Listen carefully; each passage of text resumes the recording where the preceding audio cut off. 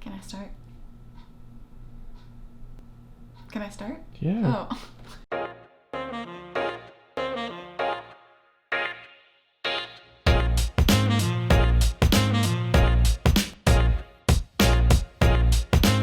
Today, I'm showing you how to turn your regular smoothie into a smoothie bowl. You might be wondering, what's wrong with my regular smoothie, Ashley? Why do I need to turn it into a bowl? Well, you don't need to do anything, but it is true that smoothie bowls are more fun to eat and they're much more satisfying than a smoothie. By satisfying, I mean that they keep you feeling fuller for a longer period of time. As a registered dietitian, my patients often tell me that when they drink smoothies, they're hungry 30 minutes later. Do you ever feel that way?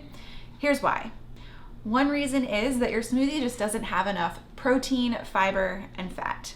These nutrients take the longest to digest, and so you end up feeling fuller for a longer period of time. The second reason that your smoothie doesn't hold you for very long is the simple fact that liquids digest quicker than solids. What we're gonna do is top that smoothie with some whole food, things that have intact fiber and protein that haven't been broken down by the blender. Let's get to making this smoothie. So the first thing that I'm going to add into my blender cup here is going to be some frozen fruit. So I'm shooting for roughly 1 cup of fruit. I'm just gonna add a couple of strawberries in here too. Let's do one more. So now that we have our fruit, let's go ahead and start to add some protein in here.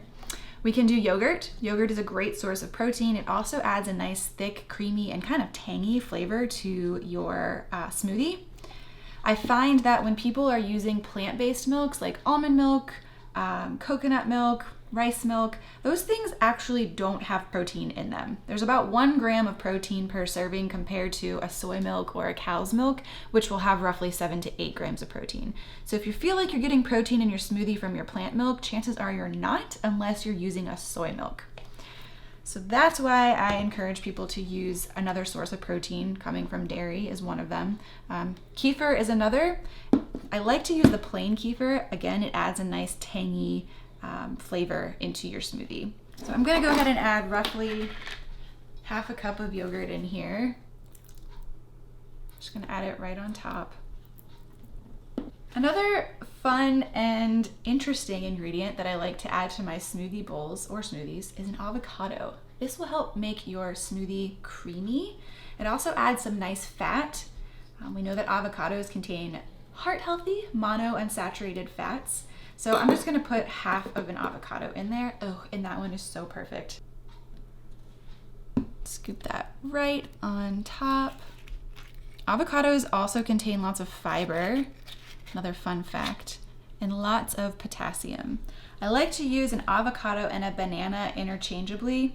Of course, the flavor profile is a little bit different, but both avocados and bananas will give your smoothie a nice creamy consistency. The next thing I'm going to add, this is optional, flaxseed.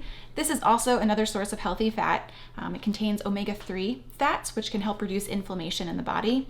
You can't really taste this stuff, so it's just a nice additive to throw in your smoothie. Also about flaxseed, you want to make sure that you're buying ground flaxseed, or if you have whole flax seeds, use your coffee grinder to grind them up. Your body cannot break down the hull or the outside of the flaxseed, and so you'll just pass it through undigested and you won't actually absorb all of the wonderful nutrition inside of it. Now here's another trick in making your smoothie bowl thick. You don't want to add too much liquid or you'll end up with a very runny smoothie and it won't hold all of your ingredients on top. So, whoops. I'm gonna start with 1/2 cup here, roughly.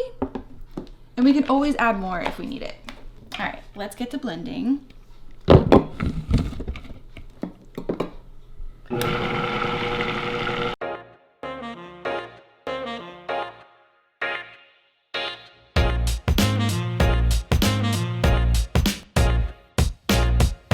If you're having trouble blending, if your blender stops and it's not blending things because it's so thick, just take it off, give it a little shake to shake things up, and then put it back on and just keep doing that process until it's fully blended. Again, you want a nice thick smoothie for this.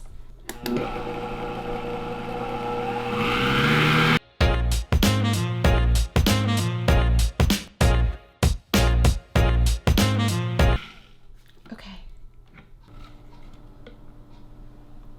You know it's nice and thick when it sticks to the bottom like that. Looks good. Definitely use a spatula or a spoon to scrape all of that good stuff out. You don't want to leave any of it behind. Okay, now the fun part, let's top it. I like to use a plethora of ingredients. Granola is a definite. You can't have a smoothie bowl without granola, honestly. Chia seeds. Chia seeds also are a healthy source of fiber, fat, and protein.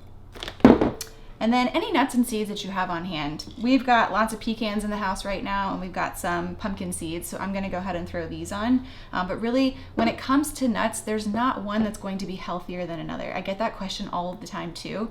What nut is healthiest for me to eat? There's not one nut. If you think of all of the nuts, they all have a very different nutrient profile, and so one is just going to have something that another doesn't. So getting a variety of nuts in your diet is actually the most important thing, not so much which nut is the healthiest. Our pepitas, our chia seeds, some pecans. Oop. And then lastly, I love adding a nut butter.